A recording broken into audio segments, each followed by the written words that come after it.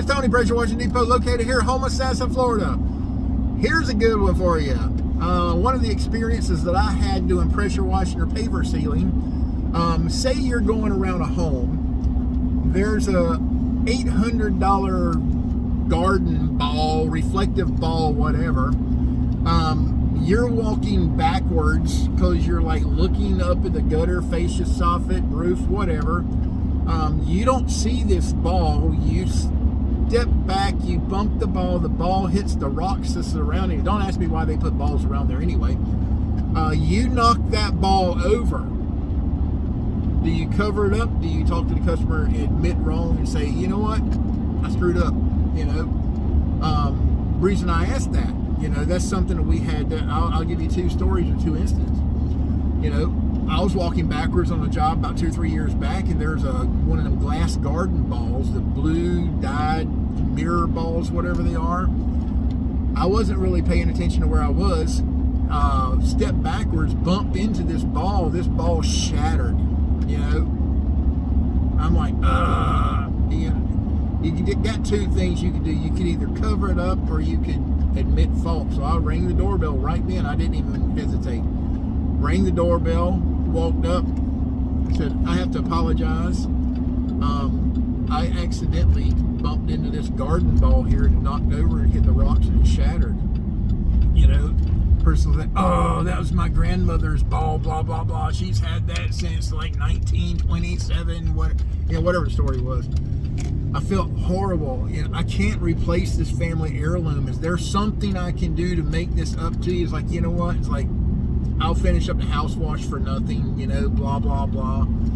You know, it's like, you know what? Nope, I hated the damn thing anyway. That's my wife's ball from such and such. And it's like, you know, I felt absolutely horrible.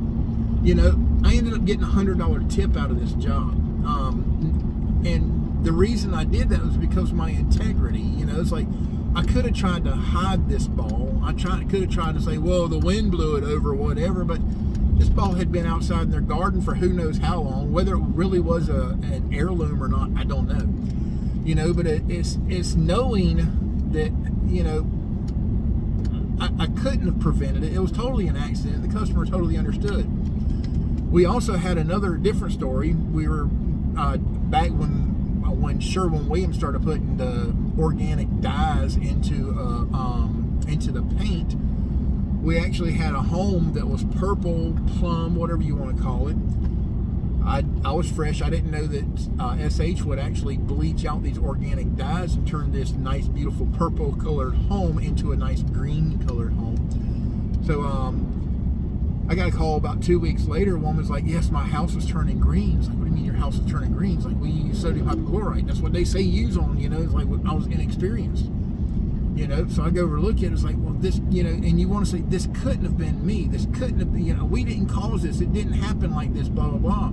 So I get on and start doing a lot of research and find out, yeah, it very well could have been us, you know. So do you argue with the customer and say, well, I'm not paying for that, or do you just suck it up? You're a business owner.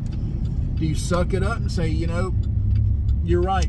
I didn't know that our solution could cause a problem like this. So, you know what, if you want to hire the house painters, or I have a house painter, you know, I already kind of screwed it up here, you know. So it's like, if you got you a favorite house painter, let's go with them, whatever price it is.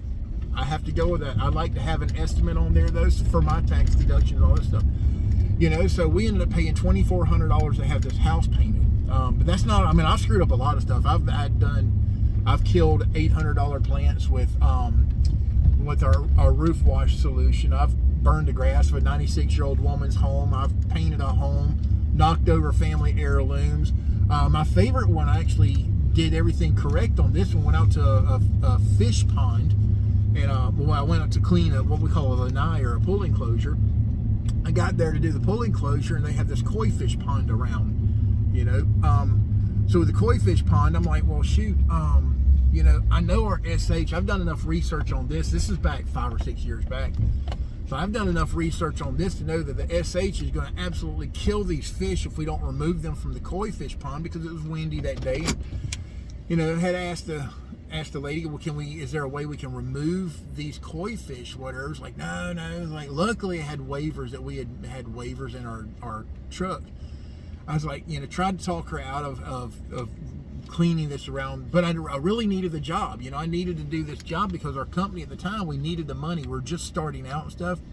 But I was smart enough that I had liability releases in my truck, and I was like, well, man, I don't want to do this. I want to kill any fish because I know koi fish are really, really very sensitive to the SH. And we're talking about the big fish, the $2,400 fish. And I'm parked now. For those who are going to hate on me for being in the truck and driving. But anyhow, I ended up getting her to sign this release. We covered them with plastic. We did everything we could possibly do to keep the SH out of this tank. And she called me like 2 or 3 days later. She's like, Tony, I should have listened to you. He's like, why is that? She's like, well, 6 of the 9 koi fish died. Do the math. $2,400 for a fish times 6 or 7. It was like, I was like, are you serious? But I have the liability release.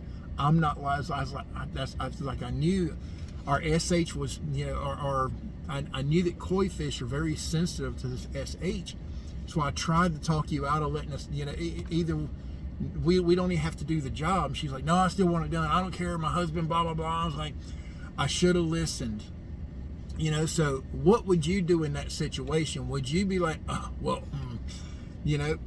this is where you really have to be that professional, because you're going to get that phone call where that customer calls up and says, hey, I'm a 96-year-old woman and you burned my grass. It's never going to recoup by the time I'm done.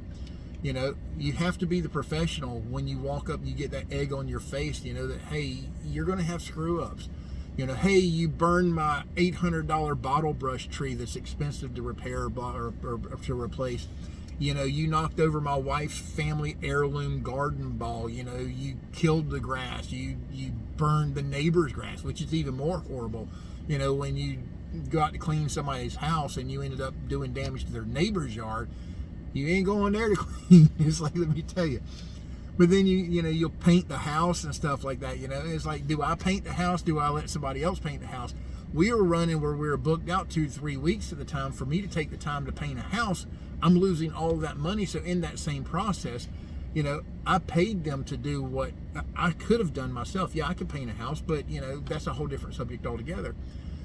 So my question for you guys is, what do you do? If you have that customer calls you up, do you man up, woman up, girl up, whatever you want to call it? Do you man up and do you go say, you know what? I screwed it up. I'm not perfect. You have to have that integrity as a business owner, that when a consumer does call you with a complaint, how are you going to react to that type of complaint? That's one of the things that most business owners, when you dream of starting this business, you don't look at that side of it. How are you going to react when that customer calls you up and says, you know what, I'm just not happy? Are you going to totally go away from, well, I did everything I was supposed to do, blah, blah, blah? That goes into a lot of different things that we could touch base on a lot of them. And you got to, is setting that expectation. Did that customer know, what your expectation was?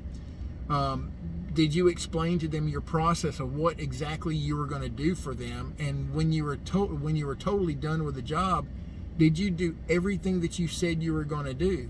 And even if you did all that, and then you have a chemical reaction to something where you had a hose pop or something, you thought you diluted it down enough, you thought you neutralized it enough and stuff, and then you got a big old patch of grass that's not going to grow back for 6 or 8 months. Are you going to go out there, fertilize it, replace dirt if you need to, plug the grass and stuff? That's one of the things for you guys to think about when you're doing a business like this, is there's more involved that you might not think about. But think about on that term of, if you were the customer, what would your expectation be? And then you can run your business to that expectation. I hope that helped out some. That was just some of the experiences. I've screwed up a lot of stuff in the 7-8 years of us doing all this pressure washing, paver sealing, and we could go on and on and on with different stories and stuff. Just some of them ideas and some of them thoughts. When a customer calls you up with a complaint, what do you do? How do you react? Tell us in the comments. Like, subscribe, share. Meanwhile, visit our website. It's www.pressurewashingdepot.com. Like, share, tell everybody about us. Appreciate you guys. Have a good one.